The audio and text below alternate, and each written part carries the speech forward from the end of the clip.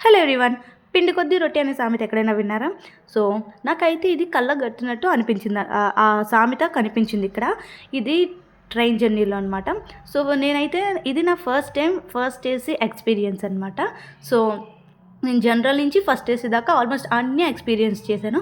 మనం ఇచ్చే డబ్బుని బట్టి ఒక్కొక్క హై మనకి పెరుగుతూ ఉంటుందన్నమాట. రెస్పెక్ట్ ఏంటి, లగ్జరీ ఏంటి, ఇదంతా కూడా ఒక మాటలో చెప్పాలంటే ఫస్ట్ ఏసీ అనేది ఒక luxury private room in train. That's it. చాలా బాగుంది. ఫస్ట్ ఏసీలో సైడ్ అప్పర్ లోవర్ సీట్స్ అయితే ఉండవు, 4 సీట్స్ ఉంటాయన్నమాట. సో మేమైతే 3 సీట్స్ బుక్ చేసుకున్నాం కాబట్టి ఇంకా 4th పర్సన్ కూడా రాలేదు.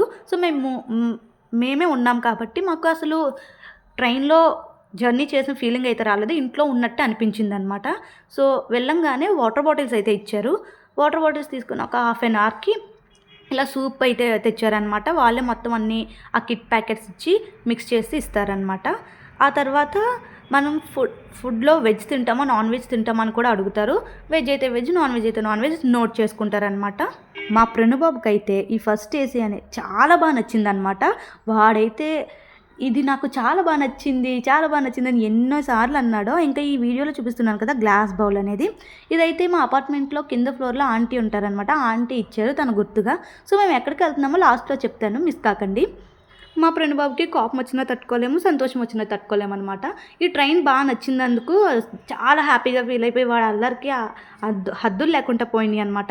ఇంకా స్టెప్స్ ఎక్కడం దిగడం, అలానే పై సీట్కి ఎక్కడం దిగడం ఇలా చేస్తూ నాకైతే చాలా భయం వేసింది, ఎక్కడైనా పడిపోతాడేమో అని. అసలు ఆ భయం వాడికనే కనిపించట్లేదు. Second and third AC compare చేసుకుంటే సెకండ్ ఏసీలో మనకి సీట్స్ అనేవి సైడ్ అప్పర్ లోవర్ కూడా ఉంటాయన్నమాట. అంతేకాదు మిడిల్ సీట్స్ అయితే ఉండవు.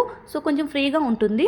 అలాగే బెడ్ షీట్స్ అయితే ప్రొవైడ్ చేస్తారు, కానీ ఫుడ్ అయితే ప్రొవైడ్ చేయరనమాట. ఇంకా కర్టెన్స్ కూడా ఉంటాయి. సో కొంచెం సపరేట్గా ప్రైవేట్గా ఉన్నట్టే ఉంటుందన్నమాట. ఇంకా థర్డ్ ఏసీలో అయితే మనకి కర్టెన్స్ గట్రా ఉండవు. నార్మల్ స్లీపర్స్లో ఎలా ఉంటుందో అలానే ఉంటుంది. 3 సీట్స్, మిడిల్ సీట్ కూడా ఉంటుంది, కాకపోతే బెడ్షీట్ ఒకటి ప్రొవైడ్ చేస్తారు, ఏసీ ఉంటుంది, అంతే అనమాట. ఇంకా ఫస్ట్ ఏసీకి వచ్చేసరికి మనకి సపరేట్ రూమ్లానే ఉంటుందన్నమాట. ఇంకా ఫైనల్గా ఫుడ్ అయితే వచ్చింది. ఫుడ్ టేస్ట్ కూడా చాలా బాగుందన్నమాట. అసలుకే చలికాలం, అందులోని ఏసీ, దాంతోపాటు కూల్గా ఐస్ క్రీమ్. వామ్మో తిన్నాను, కానీ తిన్న తర్వాత చలి మామూలుగా పెట్టలేదు. స్వెటర్స్ కూడా తీసుకురాలేదు మేము.